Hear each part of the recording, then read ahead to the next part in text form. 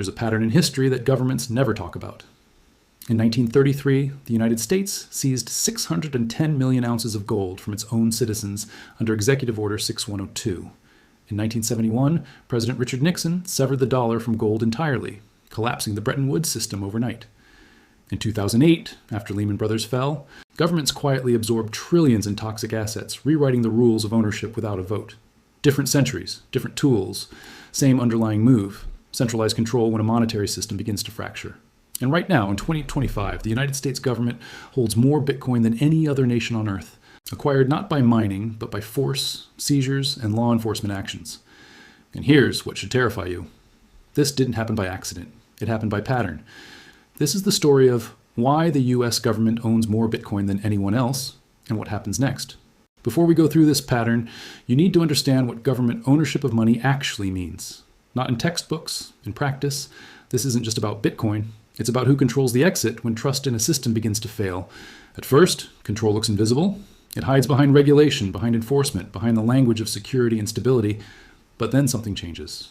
When confidence weakens, when alternatives appear, power stops persuading and starts consolidating. You need to understand this clearly. Governments do not accumulate strategic assets accidentally. They do it when the existing system is under stress. It's not about innovation, it's about leverage. When a monetary alternative grows large enough to matter, it stops being ignored and starts being absorbed, not through markets, through authority. At first, seizures look isolated. A criminal case here, a fraud investigation there, but then patterns emerge. Assets flow in one direction. Ownership concentrates. And suddenly, what was once decentralized is sitting on government balance sheets. That's not theoretical. That's documented history. It's what happened with gold. It's what happened with foreign reserves. It's what happened with banking collateral after every major financial crisis. And when this phenomenon happens, it doesn't happen slowly. It happens quietly, then all at once. Let me show you how this played out 3 times before and why the same forces are moving again now. Let's start with the United States in the early 20th century, at a moment when it believed itself immune to collapse. By 1929, America was the world's largest industrial power, producing nearly 42% of global manufacturing output. The dollar was trusted. Gold flowed into U.S. vaults. Confidence felt permanent. Then the system cracked. On October 29, 1929, the stock market collapsed. By 1933, U.S. GDP had fallen by almost 30%. Unemployment reached 24.9%. Over 9,000 banks failed. Depositors didn't lose confidence slowly. They lost it all at once. People lined up. They demanded cash. And then they demanded gold. At the time, the dollar was legally defined as 23.22 grains of gold. Every paper bill was a claim on metal. And as fear spread, Americans began exercising that claim. Gold left banks, then it left the system. The Federal Reserve's gold reserves fell from roughly 1,400 metric tons in 1929 to dangerously low levels by early 1933. This is where the pattern begins. In March 1933, Franklin D. Roosevelt took office. Within 48 hours, he declared a nationwide bank holiday. All banks closed. No withdrawals, no exchanges, no explanations. For 4 days, the entire U.S. financial system was frozen by executive order. That was stage 1, suspend access, control movement. Stage 2 came immediately after. On April 5, 1933, Roosevelt signed Executive Order 6102. It made it illegal for American citizens to own monetary gold, coins, bullion, certificates, all of it. Americans were ordered to surrender their gold to the Federal Reserve by May 1, 1933, in exchange for paper dollars at a fixed price of $20.67 per ounce. The penalty was explicit. A $10,000 fine, up to 10 years in prison. In 1933 dollars, that fine was equivalent to roughly $240,000 today. This wasn't symbolic, it was enforced. An estimated 610 million ounces of gold were confiscated or turned in. Private safes were inspected. Banks reported holdings. Compliance wasn't optional. Gold flowed from citizens into government vaults at scale. But here's the critical detail. Once the gold was centralized, the rules changed. On January 30th, 1934, Congress passed the Gold Reserve Act. Overnight, the official price of gold was raised from $20.67 to $35 per ounce. A 69% devaluation of the dollar. The government didn't just take the gold, it repriced it after confiscation. Cause? Effect. Citizens surrendered gold at $20.67. The government revalued it to $35. The balance sheet expanded instantly. The Treasury's gold stock jumped in value without mining a single ounce. That difference funded spending. It stabilized banks. It reflated the system. This is where it gets darker. By 1935, the United States held nearly 60% of the world's monetary gold. Fort Knox expanded. The New York Federal Reserve vaults filled. Gold from Europe began arriving as well, fleeing instability abroad. By 1940, U.S. gold reserves exceeded 19,500 metric tons. Control had shifted. Before 1933, gold constrained government policy. After 1934, gold empowered it. The public no longer had an escape valve. Savings were trapped in devalued currency. The government had seized the alternative, centralized it, and rewritten the rules. And it didn't stop there. In 1944, at Bretton Woods, the United States leveraged its gold dominance to redesign the global monetary system. 44 countries attended. The dollar became the world's reserve currency, backed by gold at $35 an ounce, but only for foreign governments, not citizens. Americans never got their gold rights back. By 1950, the U.S. held roughly $22 billion in gold, about $280 billion in today's dollars. Other nations held claims. The U.S. held metal. But the pattern doesn't end with accumulation. It ends with overextension. In the 1960s, U.S. spending surged. Vietnam, social programs, deficits. Dollars flooded the world. Foreign governments noticed the imbalance. France, under Charles de Gaulle, began redeeming dollars for gold in 1965. Others followed. By 1971, U.S. gold reserves had fallen from 20,000 metric tons to just over 8,000. The math no longer worked. On August 15, 1971, President Richard Nixon went on television. He announced the temporary suspension of gold convertibility. No more redemptions. The gold window was closed. Temporary became permanent. That was the final stage. Once control was established, the constraint was removed entirely. Gold was gone from the system. The dollar floated. Inflation followed. The 1970s saw prices rise over 110%. Wages lagged. Savings eroded. The full cycle had completed. Centralization during crisis, revaluation after seizure, leverage through dominance, then abandonment of the constraint once it became inconvenient. That's what monetary consolidation looks like. Not chaos, not collapse, but quiet, legal, irreversible transfer of control. And every empire that follows this path believes it's managing an emergency. In reality, it's executing a pattern. Let's jump forward almost 4 decades. Different century, different enemy, same sequence. The Soviet Union.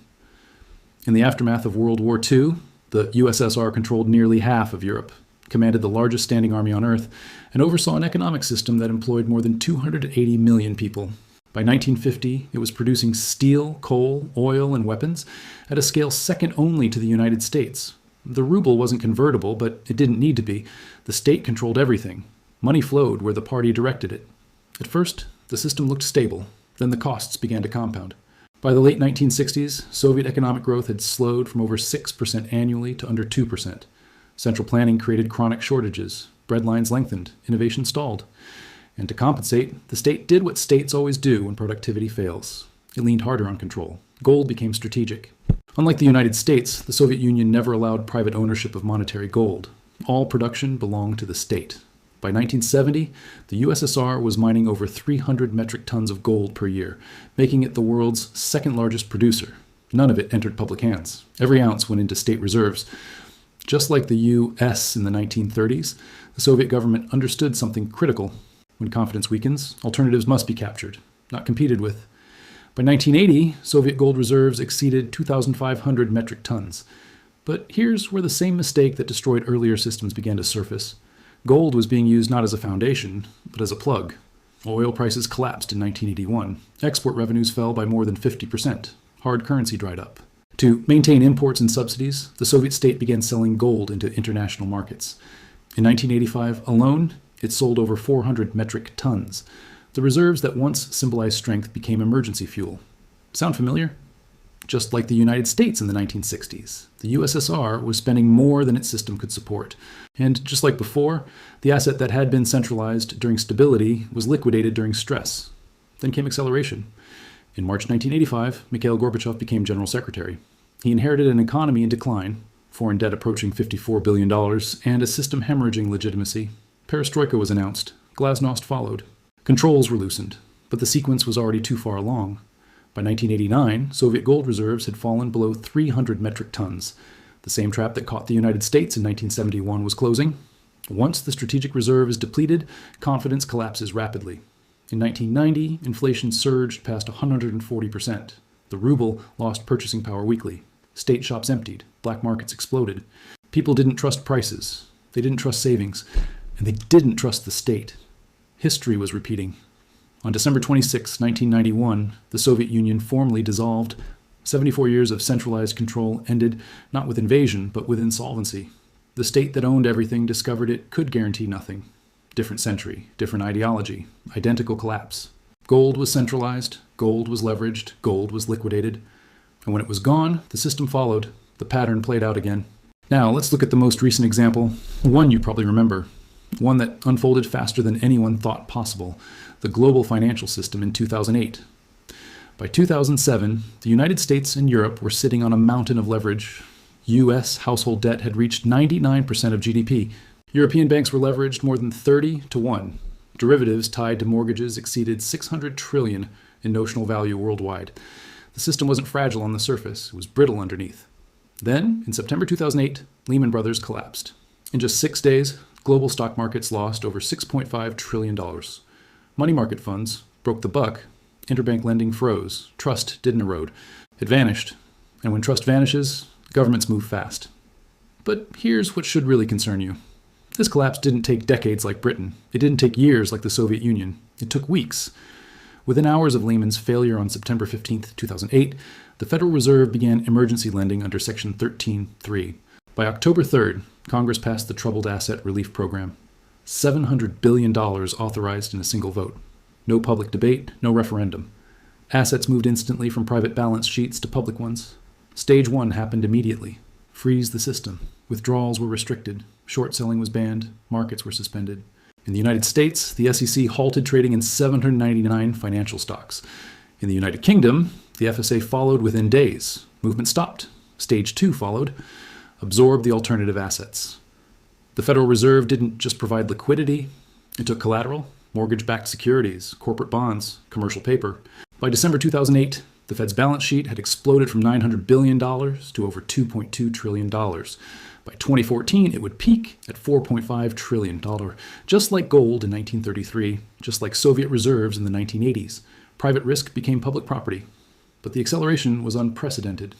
In March 2009, the Federal Reserve announced quantitative easing, $1.75 trillion in asset purchases, treasuries, agency debt. Mortgage-backed securities. Prices were set by policy, not markets. The constraint was gone. Europe followed. The European Central Bank launched its long-term refinancing operations in 2011. Over $1 trillion in loans issued to banks at near zero rates. In Japan, the Bank of Japan expanded its balance sheet to over 100% of GDP. The pattern was accelerating. Britain's decline took a century. The Soviet collapse took a decade. The 2008 response rewrote monetary rules in under 6 months. And here's the critical detail. After 2008, ownership changed permanently. Central banks didn't unwind their positions. They normalized them. Emergency measures became standing facilities. Balance sheets never returned to pre-crisis levels. By 2019, before the next crisis even began, the Federal Reserve still held over $3.8 trillion in assets. The ECB held $4.7 trillion. The BOJ held almost $560 trillion. Then came 2020. In March 2020 alone, the Federal Reserve expanded its balance sheet by $1.6 trillion, more than the entire response to 2008, compressed into 4 weeks. Corporate bond ETFs were purchased directly. Junk bonds were backstopped. The line between public and private markets disappeared. This is where the pattern becomes undeniable. What once took decades now takes months. What once required war now requires volatility. The system doesn't wait for collapse anymore. It preemptively absorbs control. 3 times, 3 collapses, 3 accelerations. Britain took generations. The Soviet Union took years. The modern financial system rewired itself in weeks. The pattern isn't just repeating, it's speeding up. And here's what should terrify you. The United States is following the exact same pattern again. Stage by stage, asset by asset. This time, the asset isn't gold, it's Bitcoin. At first, Bitcoin was dismissed. In 2009, it was a curiosity. In 2013, it was a toy. In 2017, it was a bubble. But by 2020, something changed. Bitcoin crossed $10,000, then $20,000. Then in November 2021, it reached $69,000 per coin. A $1 trillion market, large enough to matter, large enough to threaten existing control. That's when the pattern activates. Stage 1, delegitimize through narrative. Check. From 2013 onward, U.S. regulators consistently framed Bitcoin as a tool for criminals. The FBI's Silk Road case in October 2013, the arrest of Ross Ulbricht. The seizure of 144,000 Bitcoin in a single operation. At the time, those coins were worth roughly $28 million today. That same stash would exceed $9 billion. Narrative first, criminal framing, public justification. Stage 2, regulate the on-ramps. Check. Between 2017 and 2021, the SEC rejected every Bitcoin spot ETF application. Winklevoss, VanEck, Fidelity, all denied. Exchanges were pressured. Banks were warned. In January 2021, FinCEN proposed new wallet surveillance rules, not bans, controls. Slow, legal, procedural. Stage 3, seize strategically. Check. This is where the numbers become impossible to ignore. By 2024, the US government had seized over 200,000 Bitcoin through criminal and civil forfeiture. Silk Road. Bitfinex hack seizures in February 2022, Colonial Pipeline ransom recovery in May 2021, individual fraud cases, drug cases, cybercrime cases, each one isolated on paper, together massive. As of 2025, estimates place US government Bitcoin holdings between 207,000 and 215,000 coins. At $50,000 per Bitcoin, that's over $10 billion. At peak prices, it exceeded $14 billion. No other nation comes close. China's seized holdings are opaque. Germany's sales reduced their exposure. El Salvador holds roughly 5,700 Bitcoin. The United States holds an order of magnitude more. And here's the critical detail. None of this Bitcoin was purchased through open markets. It was acquired through enforcement. Cause, effect. Stage 4, normalize custody. Check. In December 2023, U.S. courts approved the transfer of seized Bitcoin to government-controlled wallets rather than liquidation. In January 2024, spot Bitcoin ETFs were approved at last. BlackRock. Fidelity. ARK. The same asset once deemed too dangerous for retail investors was suddenly acceptable, but only through regulated vehicles. Custody centralized, access intermediated, just like gold in 1934, just like bonds in 2009. Stage 5, optional liquidation. Check. In 2023 and 2024, the U.S. Marshal Service quietly sold portions of seized Bitcoin through auctions. No press conferences, no debate. Coins moved from wallets to buyers with institutional capital. Price impact absorbed by scale. The market learned a new reality. The government wasn't just a regulator, it was a whale. We're not approaching the pattern, we're deep inside it. Stage 6, strategic leverage, emerging. Check. Bitcoin is now referenced in U.S. Treasury risk assessments, in Federal Reserve research papers, in IMF stability discussions, not as a curiosity, as a variable, something to be monitored, modeled, and, if necessary, managed. Once an alternative is modeled, it's no longer outside the system. It's inside the perimeter. And now ask yourself this.